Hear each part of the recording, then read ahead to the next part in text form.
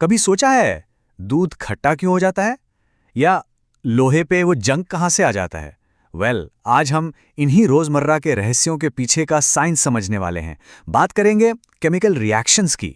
अच्छा, जरा सोचिए, जलती हुई माचिस, खट्टा होता हुआ दूध या फिर एक जंग लगी कील, इन सब में आखिर कॉमन क्या है?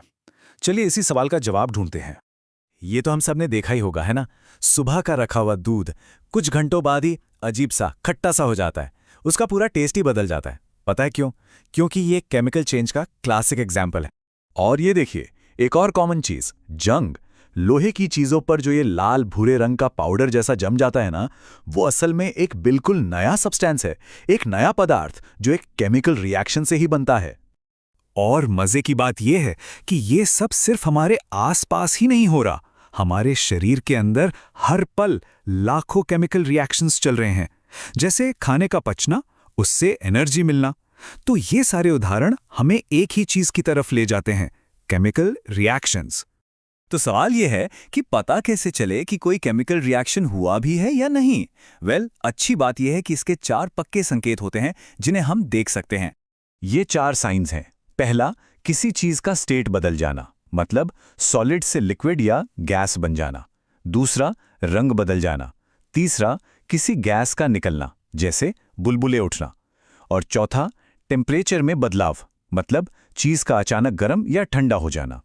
और ये जो एग्जाम्पल है ना, ये तो एक साथ दो साइंस दिखा रहा है। ये जो बबल्स उठ रहे हैं वो इशारा है कि कोई गैस निकल रही है, और फ्लास्क का गर्म हो जाना ये बताता है कि टेम्परेचर बदल गया है। अब जरा सोचिए, इन रिएक्शंस को लंबे लंबे वाक्यों में लिखना कितना मुश्किल होगा। मतलब ये बहुत प्रैक्टिकल नहीं है। इसीलिए केमिस्ट ने एक शॉर्टकट, एक तरह की शॉर्ट हैंड लैंग्वेज बनाई है। जैसे ये पूरा वाक्य देखिए, इन्फॉर्मेशन तो इसमें पूरी है, पर यह तरीका काफी लंबा और स्लो है। इसे और आसान बनाने की जरूरत थी। तो पहला स्टेप था वर्ड इक्वेशन बनाना। ये एक सिंपल तरीका है जिसमें रिएक्शन को सीधे सीधे शब्दों में लिख दिया जाता है। यहां देखिए, एरो के लेफ्ट साइड में जो हैं उन्हें कहते हैं रिएक्टेंट्स, यानी वो चीजें जो रिएक्शन में हिस्सा ले रही हैं। और एरो के राइट साइड में जो है वो है प्रोडक्ट, यानी रिएक्शन के बाद बनी नई चीज। लेकिन इसे और भी छोटा और यूनिवर्सल बनाया जा सकता है, केमिकल फॉर्मूला इस्तेमाल करके। और बस यही है केमिकल इक्वेशन, एक ऐसी भाषा जिसे पूरी दुनिया के साइंटिस्ट समझते हैं। ठीक है, अब एक बहुत जरूरी बात, हर केमिकल इक्वेशन को एक फंडामेंटल रूल फॉलो करना ही पड़ता है। चलिए देखते हैं कि वो रूल क्या है। और इसका मतलब बहुत सीधा सा है। रिएक्शन शुरू होने से पहले जितने एटम्स थे, रिएक्शन खत्म होने के बाद भी उतने ही एटम्स होने चाहिए। कुछ भी न तो गायब होता है, न ही नया बनता है। बस एटम्स अपनी जगह बदल लेते हैं, रीअरेंज हो जाते हैं। चलो इस इक्वेशन को देखते हैं। क्या ये बैलेंस लग रही है? एक बार सोचकर देखिए। चलिए चेक करते हैं। अगर हम एटम्स को काउंट करें तो लेफ्ट साइड पर आयरन का सिर्फ एक एटम है, जबकि राइट साइड पर 3 है। और ऑक्सीजन का भी यही हाल है। मतलब ये इक्वेशन बैलेंस्ड नहीं है। तो इसे बैलेंस करने के लिए हम क्या कर सकते हैं? हम सिर्फ फॉर्मूला के सामने वाले नंबर्स को बदल सकते हैं, जिन्हें कोएफिशिएंट्स कहते हैं। याद रखिए, हम फॉर्मूला को नहीं बदल सकते। जैसे H2O को H2O2 नहीं लिख सकते। तो बस एक एक करके हम इन नंबर्स को एडजस्ट करते हैं, जब तक दोनों तरफ सब कुछ बराबर ना हो जाए। और अब अगर हम फिर से काउंट करें तो हम देखेंगे कि दोनों तरफ हर एलिमेंट के एटम्स की संख्या बिल्कुल बराबर है। हमारी इक्वेशन अब परफेक्टली बैलेंस्ड है। ग्रेट। तो अब हम इक्वेशंस बैलेंस करना सीख गए हैं।